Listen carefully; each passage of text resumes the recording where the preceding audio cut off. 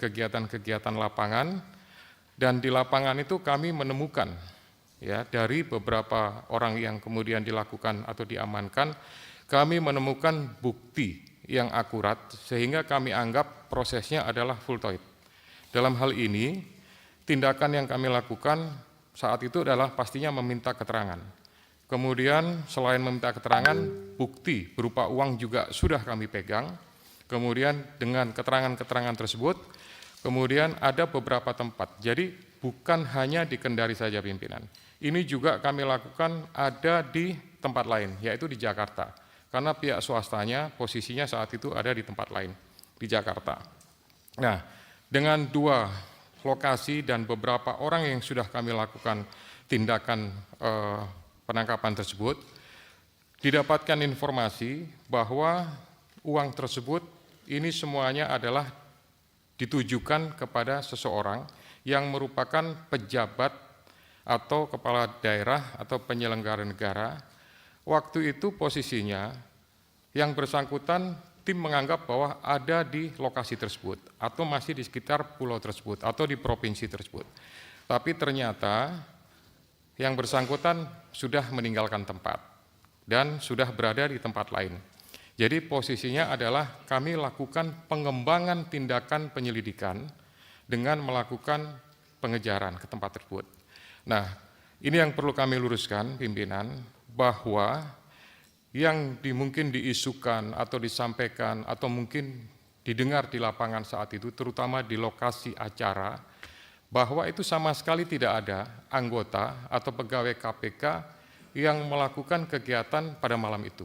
Karena posisinya mereka sedang dalam perjalanan.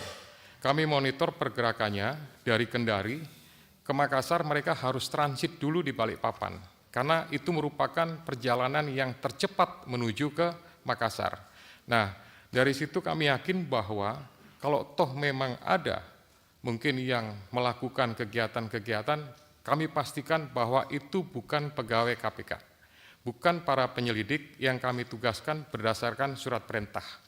Mereka masih prosesnya dalam perjalanan. Nah, nanti agak malam mereka baru datang, itu pun juga tetap ada laporan, posisi, kegiatan, cara bertindak, dan lain-lain. Dan untuk menghindari hal-hal yang sifatnya kontraproduktif, meskipun kami tahu bahwa sebenarnya di hari Kamis itu kegiatan belum dimulai, prosesnya baru dilaksanakan ya mungkin semacam registrasi dan lain-lain, kami juga tidak mau masuk ke dalam situ untuk mengantisipasi hal-hal yang lain. Kami berkoordinasi dengan aparat penegak hukum setempat untuk meminta dukungan dan melakukan cara-cara yang kooperatif, cara-cara yang tidak mengganggu proses yang sedang berjalan di tempat tersebut, ya, dengan harapan bahwa yang bersangkutan juga bisa kooperatif, dan alhamdulillah puji Tuhan bahwa itu pun akhirnya bisa berjalan dengan baik, dan akhirnya ada proses pemeriksaan atau permintaan keterangan pada saat pagi harinya. Kemudian yang perlu kami tekankan juga, kami tetap memperhatikan proses 1x24 jamnya. Dari mulai proses penangkapan yang awal, sampai kemudian kami lakukan ekspos di tengah malam, sampai kemudian terbit surat perintah penyidikan dan lain-lain, semuanya kami memperhatikan dan menghitung, jangan sampai 1x24 jamnya habis. Karena itu merupakan pertanggungjawaban dan mengantisipasi adanya proses, pastinya mungkin pra-peradilan atau gugatan-gugatan lain terhadap Komisi Pemberantasan Korupsi. Jadi kami laporkan bahwa ini merupakan pengembangan dari penyelidikan. Kalau misalkan penyelidik atau penyidik yang saat itu di lapangan tidak mendapatkan keterangan, tidak mendapatkan bukti, dan tidak menganggap fultoid, kami yakin bahwa kami juga tidak akan melakukan hal-hal yang lebih daripada kewenangan kami. Jadi itu respon dari kami. Mungkin pimpinan yang lain mau menambahkan, silakan. Kalau diizinkan, pimpinan. Bentar dulu. Berarti anggota yang pada pagi hari 03.20 sampai saya catat itu Pak, datang ke kamar seseorang mengatasnamakan penyidik Pak. Berarti itu palsu berarti ya, bukan anggota. Jam 3:30 loh Pak. 3:30 dia datang ke kamar seseorang mengatasnamakan penyidik KPK. Jadi kalau tadi Pak Ketua menyampaikan itu bukan anggota, berarti itu palsu, mengatasnamakan penyidik dari KPK. Karena 3 orang datang jam 01.40 di lobi, berbondong-bondong Pak.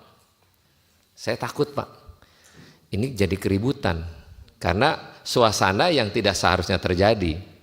Lagi-lagi apakah ini anggota Bapak secara benar atau memang mengatasnamakan untuk mencari kegaduhan? Kan kita nggak tahu. Kalau Bapak siang ini menyatakan bahwa itu bukan anggota penyidik KPK, berarti bahaya Pak. Suatu ketika, next misalnya, jangan sampai terjadi di partai lain. Hal-hal demikian terjadi.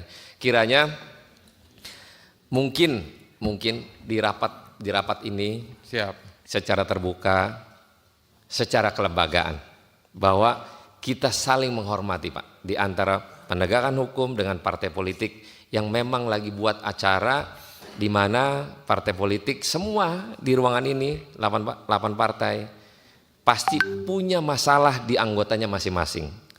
Saya dukung Pak atas penegakan hukum yang Bapak lakukan, kepala daerah kayak anggota DPR kayak sekalipun gubernur sekalipun pejabat terkait di Republik ini, Pak, kita dukung Bapak menindak mereka-mereka yang korupsi Pak.